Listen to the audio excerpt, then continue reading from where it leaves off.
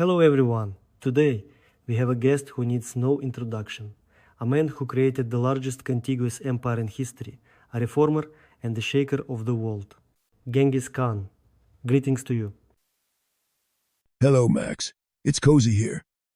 But there are too many corners. In a yurt, thoughts flow more smoothly because they don't rest against the walls. I understand. Let's start from the very beginning. According to historians, your childhood was extreme. You were expelled from the tribe. You ate roots and rats. How did you survive? You know, Max, hunger is the best teacher of strategy. When all you have is lice and pride, you quickly realize either you rule the world or the world eats you. I chose the former. It's excellent motivation when you need to catch up on breakfast first. You even killed your half brother Bekter for food. Isn't that too radical? He stole my fish and my rat. In the steppe today he stole your lunch, and tomorrow your fate. Betrayal within the family is a weed. It must be uprooted immediately. Discipline begins with small things. Speaking of protecting your own, the turning point in your life was the story with your first wife, Borte. She was kidnapped, right? Yes, it was an old blood grudge the Merkit tribe had against my father. They came at night and took her away. I had to flee. Many would have thought then that this was the end. In the steppe, if you die, no one will save you. I ran to gather my strength. I hadn't slept properly for 6 months, gathering allies. And when we attacked their night camp, I galloped between the yurts and shouted her name. When she ran out and grabbed the horse by the bridle, at that moment, Temujin ended. Genghis Khan began. I realized, to protect one woman, I must control every move. She returned pregnant, and you welcomed the child Yochi as your own. Historians say this was an act of incredible nobility for the time. I wouldn't like to comment on this situation. Let's move on. Ask the next question. Okay, then let's talk about your army. It was the perfect machine. How did you build it? Order. I've divided everyone into tens. 10 warriors obey a captain.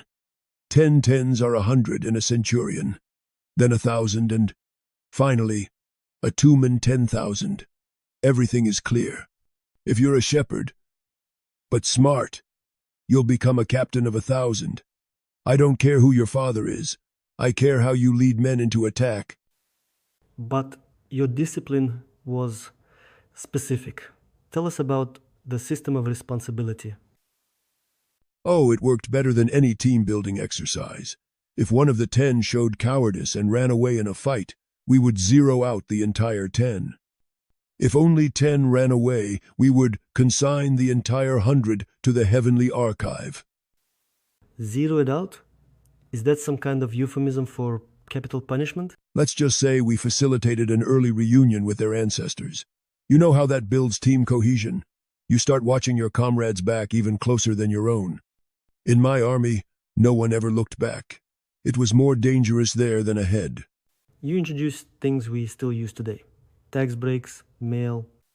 My postal service was YAM. My riders flew 300 kilometers a day. I had a PISI system like your VIP passes or QR codes. A person with this sign could get a fresh horse and food anywhere in the empire. I made the world small. They say a virgin with a golden tray could walk from the Yellow Sea to the Black Sea without fear of her honor. Let's talk about the main thing, the war. Your victory over Khwarezm. You faced an army 3 times larger than yours, didn't you? Sultan Muhammad believed that the walls of his cities were salvation. Fool. I brought Chinese engineers with me. If the wall was high, we built a tower higher. If there was a river, we changed its course so it would wash away the city. At the Battle of Samarkand, I used prisoners as human shields. Cruel, perhaps, but it saved the lives of my nukers. Your false retreat tactics are textbook. The Battle of Kalka, for example. Your generals Subedey and Yebe simply destroyed the coalition of Russian princes and Polovtsians. Oh, it was classic. My warriors pretended to flee in terror for 9 days.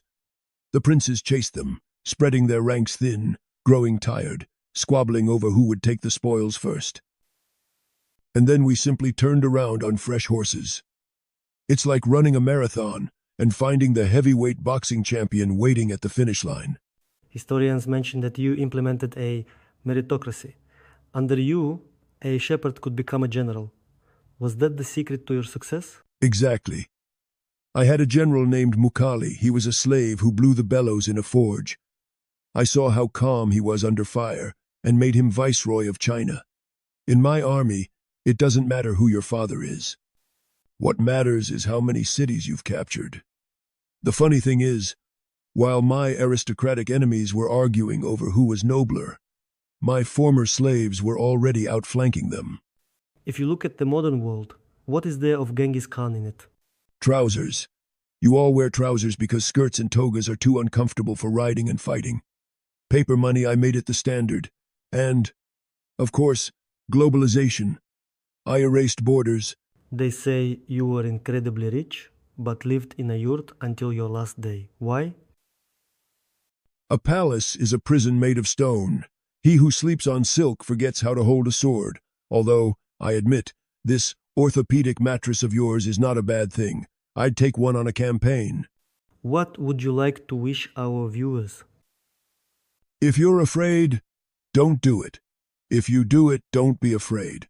And remember, discipline isn't about being punished, but about not giving anyone a reason to zero out. Thank you, Great Khan. We had a good conversation. By the way, Max, you have a nice studio. Can I take it for myself?